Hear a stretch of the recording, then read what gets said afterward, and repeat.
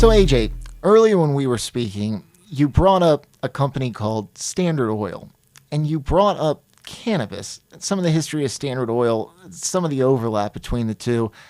I find it fascinating when you speak about this. Can you tell me a little bit more about what you see the overlap and what can be done? So, yeah, actually, when I first started researching cannabis, I started off in the side. I grew up in the Washington, D.C. area. I didn't believe in any of the actual medical benefits other than palliative for nausea and vomiting for chemotherapy, as we discussed before. I really just didn't pay attention until my epilepsy and my seizures started happening. And by accident, I fell into using cannabis because I moved to college in San Francisco. I was suffering from 20 seizures a week. A good friend of mine, and still is a good friend of mine to this day, lived in the dorm next to me and kept trying to get me to try cannabis because of my seizures, and I had no interest because there's no way doctors and scientists would have gotten it wrong, right? Until I had a seizure in his dorm room. He got me to smoke, and I didn't have a seizure for 3 days. I was sure that was placebo effect. I was like, at that point, I was consistently having 6 or 7 seizures in that time period. And again, I have petit mal seizures. I'm very lucky. I don't have grand mal. I mean, you've seen me have a seizure, Matt. I stay conscious. It's just, a very eerie thing to see. Absence seizures, right? Basically, yeah. And so, I was like, it's placebo effect. I get access to every journal article for free when I'm at the university. So I'm just going to go to the library, spend 30 minutes. I'm not going to find anything. 3 days later, 500 references later, I was angry. Not only was I angry because I found out that there was a whole bunch of science that was obfuscated. There was a whole bunch more science that was not science. It was propaganda when you get down to it. Yeah. I was kind of livid. And I come from a unique background. I come from a very politically inclined family. And, we jokingly said in our house growing up that the golden rule is he who has the gold makes the rules. So I understood the mechanism for political obfuscation, asking for forgiveness instead of permission. Right. Fast forward, I start researching heavily because I'm like, wow, there seems to be a connection, at least for my epilepsy and neurological diseases. What is the underlying cause for this? The endocannabinoid system and all that. You learn about the entourage effect. You learn about all these different compounds. And one of the things that I found out, or that I sort of started to assess, is, cannabis and cannabis medicine starts to blur the line between medicine and nutrition. Because typical medicine, the way that we look at it, is the pharmaceutical method, the silver bullet. You find a compound, you patent it, and you monetize it. And it's very reactive. Very reactive. Yeah. The problem is that cannabis, in its most effective state, is a multi-compound medicine or substance. And we use the term in cannabinoology, which isn't a real word, but we use it. That was coined by, I believe, Meshulam, Dr. Meshulam, who recently passed away, and called the entourage effect, which basically is when you put and treat patients or subjects with each of these individual compounds versus you treating them together. When they're treated together, the compounds, the effect is greater than the sum of their parts. And correct me if I'm wrong, but it's not just unique to cannabis. This is a pharmacological phenomenon. It's universal. So, like, for example, I always think of Humira, I guess, works more effectively in conjunction with methotrexate, and there's an actual therapy It's universal. associated Well, and when with it. you think about it, that's when I started thinking that medicine and nutrition start blurring the line, because when you eat an orange, you get vitamin C, but your body absorbs a bunch of other nutrients that it's evolved to absorb with it. And that's why one of the reasons why when you eat vitamin C as a tablet, it's not as bioavailable, right? So going back to this, as I'm moving on, I'm finding out, you learn about cannabinoids and you learn about part of the entourage effect. So you've got, depending on who you read, at least 70 some odd cannabinoids that are prominent in cannabis as we know it. More and more are being discovered all the time.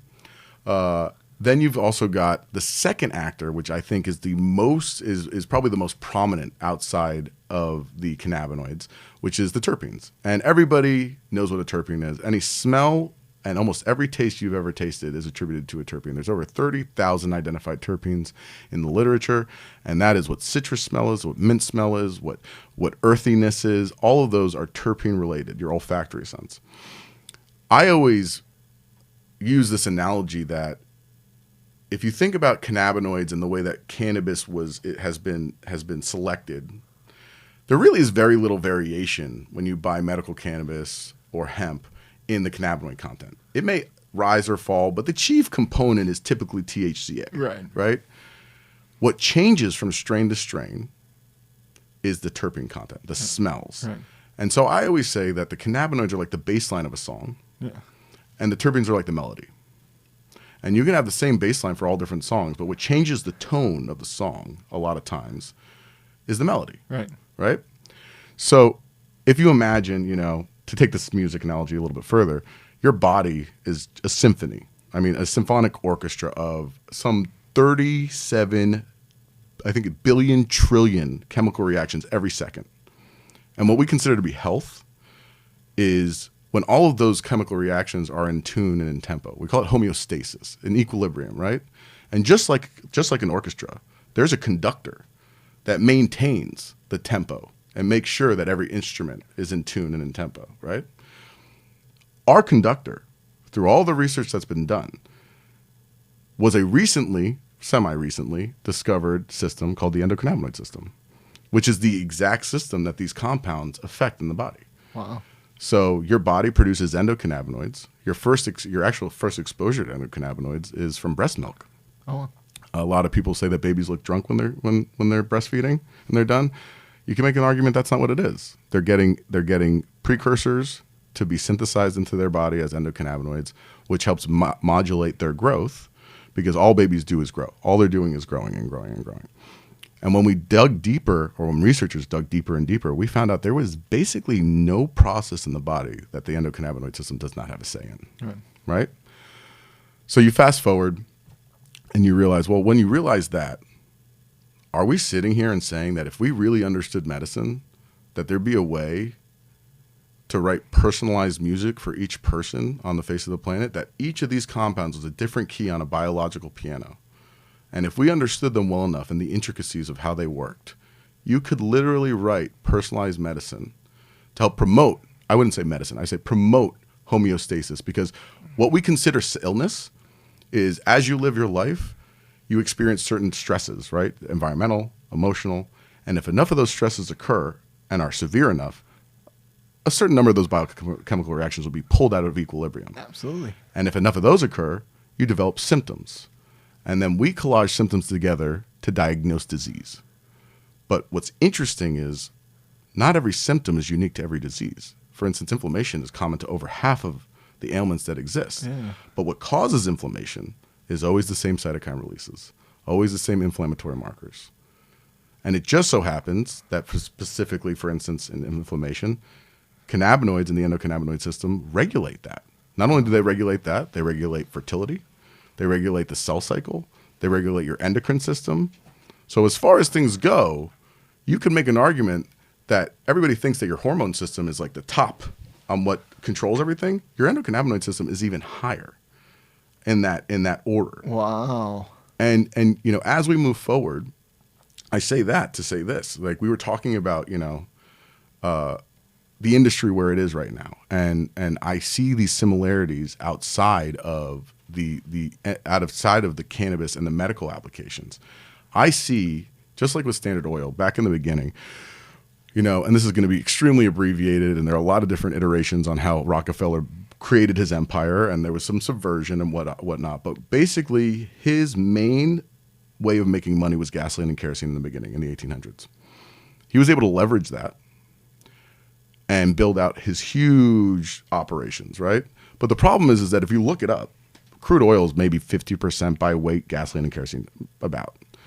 So you got 50% that comes out of it that's trash, and you have to get rid of it. And you have to dispose of it in a way that doesn't cause damage. And I mean, the EPA didn't exist at the time and all that. So, but he's looking at it as a businessman. He's saying, half of what I'm transporting, half of my cost on the railroads, I can't even monetize. So he said, you know what? I'm going to go and find some scientists, some nerds, and I'm going to go and I'm going to invest. And that's where the Rockefeller Foundation came from. He is the reason, and his progeny are the reason why the college system is built out the way that it is. He went and he invested and he said, I have this stuff that I can't sell. Can you turn it into something? And That was the advent of the petrochemical industry. 80% of what you touch has a petroleum product in it. Yeah. Right? Fast forward to now. We live in a world where people understand the necessity for petroleum. It has its drawbacks, right? And everybody's moving towards a green future. What does that mean, right? Carbon negative, less pollution, renewable. THC and CBD are the gasoline and kerosene of the cannabis industry, of the hemp industry. And because gasoline and kerosene gave him the money to be able to go and do the research into all these other derivatives, that's exactly what THC and CBD have done. Right. You have titans who are going to be titans of this industry, who the THC and CBD, just like the pharmaceutical industry, is a huge industry. Right. But it is a small fraction of what the petrochemical industry is. Right. It's one small vertical. Same thing with this. Right. Now we've got a situation in which there's enough money getting put into it. The Farm Bill, if it continues and it continues to be expanded, you're going to allow for people to actually take this product and turn it into new things. We all know that it can be made into fiber, into ropes, and da-da-da-da-da. But the exciting things are like new companies that have unique protein extraction systems to extract protein from hemp seed and hemp stalk. Right. A lot of people don't know the only plant that you can get every essential amino acid from is hemp. Wow. If you're a vegetarian, you have to go to 2 different plant sources to get every essential amino acid. In addition, you were talking about supercapacitors, battery technology. We have hemp concrete. We have this. This is, if we do it right and we really educate ourselves, could be a parallel to what Standard Oil was. But instead of having all of those drawbacks that got us to where we are today, but we can help reset and rejuvenate the way that the world sees things and the way that the world will build out the rest of its economies and its infrastructure. I think that we don't need to rewrite or reinvent the wheel. Right. We can take the good parts of what happened there and know that we have these opportunities coming down the line. For people who are interested in investing in cannabis companies and hemp companies, the big game isn't THC and CBD and these cannabinoids. No. The big game is carbon sequestration. The big game is building materials. The big game is, biodiesel,